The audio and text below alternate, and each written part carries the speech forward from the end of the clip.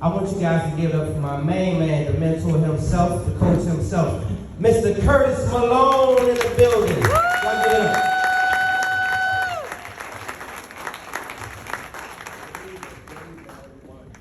And it's an honor for you all to ask me to come down here and speak. I didn't prepare anything because I just felt like my Redskins was frustrating me. I couldn't practice anything. And so for me, again, I appreciate you all for having me. My name is Curtis Malone. I grew up in Palmer Park, Maryland, out in Landover. I grew up in the 70s when the community cared for everybody. You know, you can go in any home.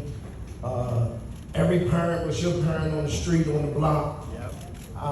And it was just a great time to grow up. So again, you know, going and turning left on the street and making choices and decisions that wasn't the right decisions. You know, in the early 90s, found myself in the trouble that most of the people I looked up to got in and what I seen every day. So, you know, for me, I just wanted to figure out how can I give back like all the mentors and the people that was in my life growing up. You know, again, I had so many people that I lost. I had so many people that helped me. And I just wanted to change my life and figure out what can I do to give back. And what I did was I played basketball in high school. I went to about 3 or 4 colleges, played a little college basketball. But for me, you know, I knew I wasn't going to the NBA. That wasn't even an option. So what I did was I said to myself, how can I give back and do what I like to do and be good at it? You know, we had street influence back in the 90s and the 80s, you know, strong. So I said, well, you know what, let me use my street influence to help these kids and they don't make the same mistakes that I made. So I created a youth program out of Columbia Park Rec, and 20 years later, you know, we had 17, 20 NBA guys, 5 NFL players, hundreds and hundreds go to college on free scholarship, basketball scholarships from Harvard to Stanford to Duke to Michigan, all over the country. And for me, it was just like, let me use my influence to give back and change some lives and let them, you know, so they don't make the mistakes I made with going to the street game. So for me, that's what I focused on. And when I look at even society now, I just don't think it's enough giving back to the youth. And I think that's part of the problem. You know, you got coaches who want to coach their child or their nephew, but don't nobody want to help the other kids who run around here shooting and killing each other for nothing, you know. And I went away again, making the same mistake. In 2013, I did 7 years in federal prison. So for me, you know, I said, well, you know what, I got a second chance because it could have been worse. You know, I could have did a lot of time and went to jail for a long time. So I said, you know what, I built relationships while in prison because what I did was say to myself from day one I got arrested was, I'm gonna do this time. I'm not gonna let the time do me. Right. And I'm a relationship type guy. I build relationships. If anybody know me, I could talk and walk and hang with any walk of life, you know. So for me, while I was away, I met guys that I didn't know, who didn't look like me, who didn't hang out with people like me, and I built relationships. And you know, the DC guys, you know, in jail, they got what they call, some of y'all know, a cop. Yeah. You know, and they be like, well, Kurt, you walk with some weird dudes. I'd be like, yeah, I ain't know they talking that foolishness like y'all. So since going away, I met a good friend, a guy off of, had a 10-year Wall Street sentence for inside trading. He got released before me. He started a company and made me a partner in a technology company. So I had ownership in a technology company that we do virtual tours. So we've been going around the colleges doing tours throughout universities throughout the country.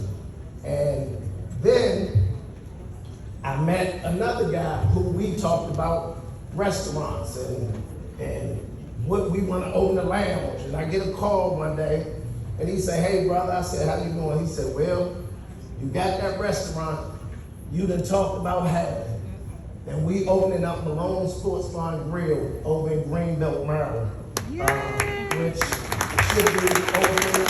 One of the things we're trying to do is start some programs with helping youth with like culinary. You know, I don't want to get away from not helping the kids, so we'll have a program and trying to help kids. And if anybody knows chefs and you know, hostess, servers, anybody looking for, you know, opportunity, I'm on Instagram and Facebook. I don't have any cards on me, but I'll be around. And if anybody have any questions or anybody they want to send for an interview, you know, we can talk about that. But, you know, again, a lot has happened for me because I believe in relationships and building. And with me going through what I went through, you know, I just started my the Curtis Malone project. So I'm going to focus on PG County for the most part because these kids, they need help, man. Yeah. And I think that if we can just turn back the hand of time and just go back to giving these kids something, man, whether it's a talk with them on the corner, you know, because it's crazy out here. I told my wife the other day, I went to the store, and the guy asked me for 50 cents. And I said, "I don't have it, brother." So I leave, I go back, I go in the store and leave back out. He said to me, "Next time you need to have it."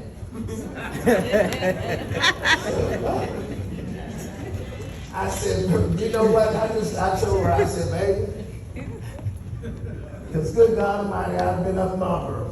I said, "You know what, brother, you're right. Next time I will, but you won't get it." I got my car and left. But it's just, you know, it's just where we at. You know, it's opportunity out here. People don't want to do anything, but I just think that the youth is the key. You know, he was an adult. I just think that the young people is so important for us to give back, man, some kind of way to make a change. And if we can save one, that's enough. You know, but, you know, for me, I'm about to start back up my new program and help the youth. It won't be the athletic side, but I want to help the real trouble youth. Not the kids who just can bounce the ball or throw the football. I want to give back and help those who really need it. So, you know, again, Ms. Hawkins, I appreciate you having me. If anybody have any questions about the restaurant or anything, I'll be around and would love to talk to anybody. And if anybody have kids or nephews that do play sports and want some advice on anything, you know, I love to help with that too. You know, I still consult with families and kids and children all the time about helping them about decisions and the right thing to do and the right way to go. And, you know, I still have that credibility a little bit, I think. But again, I appreciate you all so much for having me. And when I say this guy can talk to a lawyer, a guy on the corner, a doctor, or whatever, that's his personality. It's been his personality. He's been one of the greatest guys that I've known for a long time. And he's always been humble and he's always been good to people. So I'm really proud to have this young man home and doing his thing. And when he called me and said he had a restaurant, I'm like, well, damn, you just got home too. Now you get a restaurant. I ain't got a restaurant. So what I said was the drive. He was in jail working on something. He was in prison. He was down but not out. And so you have to give it up for that. And for the youth, I want to say we owe you guys, right? My background is similar to his background, and I owe you just like he owe you to do better. So my hand was raised when this young lady said, Angela said, raise your hand if you want to help. I'm already helping young men. I'm already mentoring for free. I'm already doing that, but I'll take another because this is what we have to do. So without further ado, you guys, we got our next speaker coming up. This young lady spotlight on the city family. We love her. She's nothing short of amazing. Let's give it up, you guys, for the DMV lawyer in the building.